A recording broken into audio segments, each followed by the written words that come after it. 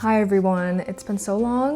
I have just been really busy and I really fell behind on making book videos. So we're gonna do a really big catch up. I have a big pile of everything I've read just in the summer in general. And also I'm gonna be at the same time getting ready for the day. How much more fun can that get? I'm not gonna lie, I feel like I've just been a little discouraged with my reading this summer. I haven't been reading like bad books, I just haven't been finding like my favorite books. So I think that's kind of like deterred me from wanting to talk about books. I just feel like I've been a little bit unimpressed with what I've been reading, which is like the worst, and it's kind of putting me into a reading slump. I'm gonna start off with my Glossier sunscreen. And I also already put this on in the morning, my bronzy drops. And I've been using this moisturizer from Trader Joe's. I'm just gonna do like a little bit.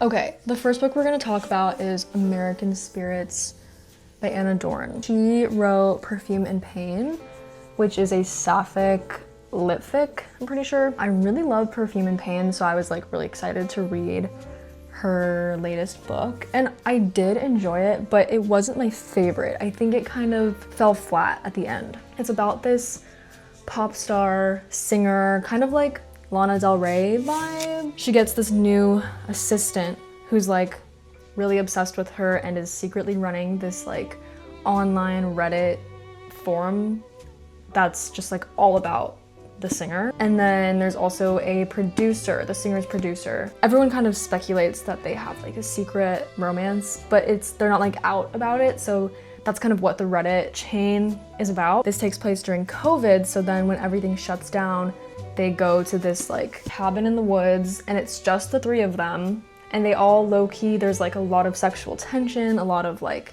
creative tension, and then they all kind of like butt heads. It's kind of like a love triangle. I liked the book for like the first 2/3. Like I was loving it. There's a ton of like funny pop culture references, and she's always talking about like vaping, which I think is funny. And all of the like Reddit stuff is really interesting. Like her books are very much like of the times, but I just feel like the ending kind of didn't really do it for me. It just felt like she sped everything up too much and I like lost my connection to any of the characters, which is really sad because I really wanted to like the book. I don't know, maybe someone can like open my mind up to this book because I do want to like it, and maybe I just need someone to tell me why they liked it, and maybe that'll help me understand. I've been using this Maybelline Unstoppable like brown. It's really simple. The next book I read was Housemates. This book is about two roommates who live in Philly together. They share this like massive house with a bunch of other roommates. They decide to go on a little road trip together to retrieve one of the roommates. Like someone left an inheritance for her, and so she has to go receive it, and then they take a road trip together. They're both kind of figuring out themselves, figuring out where they fit in the world, figuring out like what art and what creating art means to them. This book had so much potential. Like that sounds amazing. And I didn't not enjoy the book, but I did find myself like getting really bored with it. I don't know, it was just really discouraging to have 2 books in a row that were like not the best. There's nothing like bad about the book. I just think like I felt a little disconnected to it. And I don't know if that's me or if it's the book, I don't know, but it just like didn't really hit for me. Is this like so terrifying? Next book I read, I actually really liked. Deep Cuts! This book is really popular, so you probably all know what it's about, but it's basically about these 2 kids who meet in college? Yes, on a campus bar. They are both really obsessed with music. One's a musician, the other one is not a musician, but she just like knows everything about all music, and she's just very educated on the topic. They have this connection, but then they kind of self-sabotage their own friendship or relationship or whatever they want it to be. This book is very much like Normal People, where there's a lot of yearning, a lot of like pull towards something that is just not really working. I loved this book. I think I also just really like the way that Holly Brickley writes. She really leans into that like stream of consciousness writing, where it's just a lot of like thinking and then flashbacks and then like tangents. It's really well written. Okay, next I read To the Lighthouse by Virginia Woolf.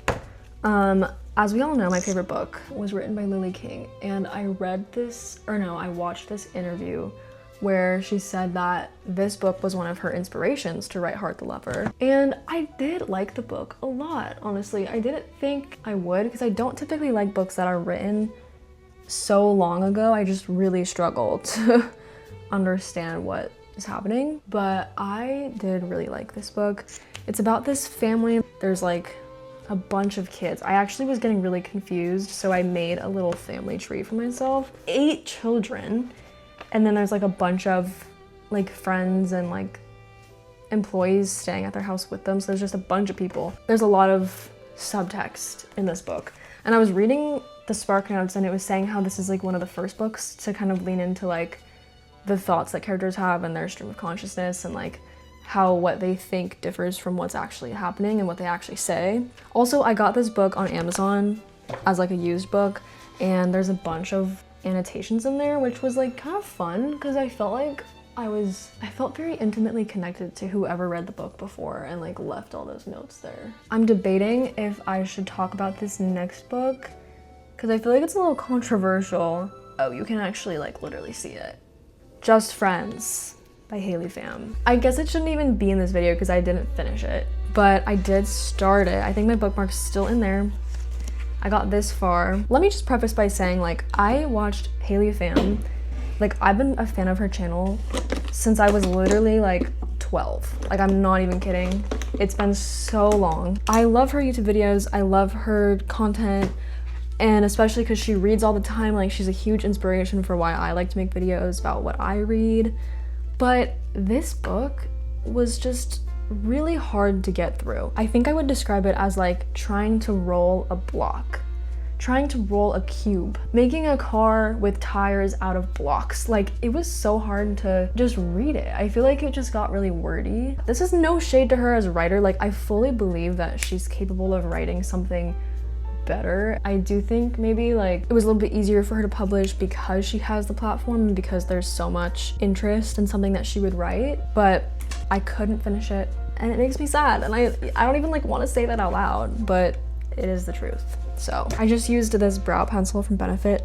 Guys, I've actually had this since I was like in high school. I don't even know if they still make it. I probably shouldn't be using it on my face, but I am. And I'm gonna use this brow glue from NYX. I also wouldn't really recommend this. I feel like it doesn't really hold my eyebrows in that well. Okay, next I read The Poppy War by R.F. Kuang, because this is my roommate's like favorite author, favorite book, and so she convinced me to read it.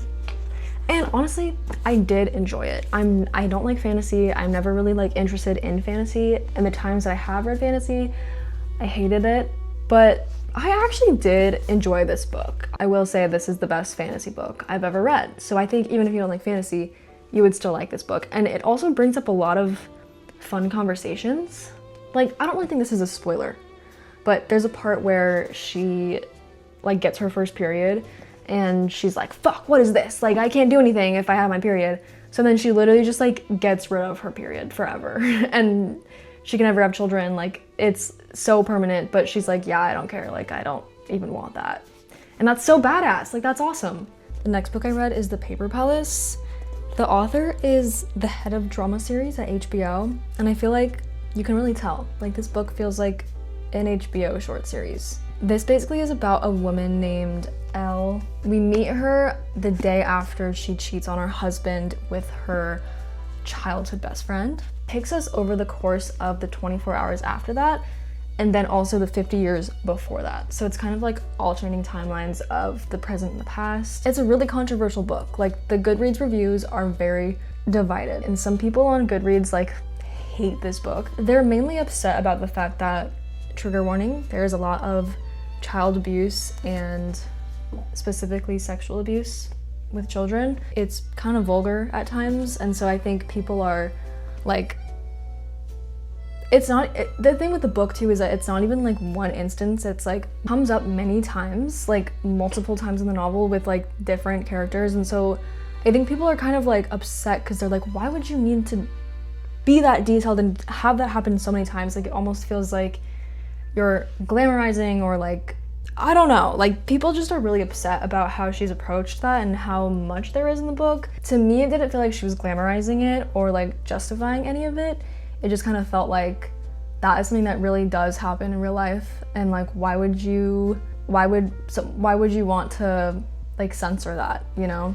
Like the problems I had with the book were not really related to that, and you know, maybe I don't know enough about the subject, but as someone who read the book, I was not necessarily bothered by it. Like, obviously I was bothered by the act happening, but I wasn't bothered that she wrote about it. Okay, last, I read Yellowface by R.F. Kuang. This book was really entertaining. It's about this white woman named June, and she's friends with this girl named Athena, who is Asian. And they're both writers. They both like went to the same college, and they were kind of like acquaintances. Like they weren't super close, but because they were both writers, they kind of like befriended each other. And Athena reaches fame a lot faster. She's a lot more successful than June. And then one day they're hanging out, Athena chokes on a pancake and dies. During that same night, June had found Athena's new manuscript, and it's like a perfect book. Like she reads it and she knows it's going to be really successful.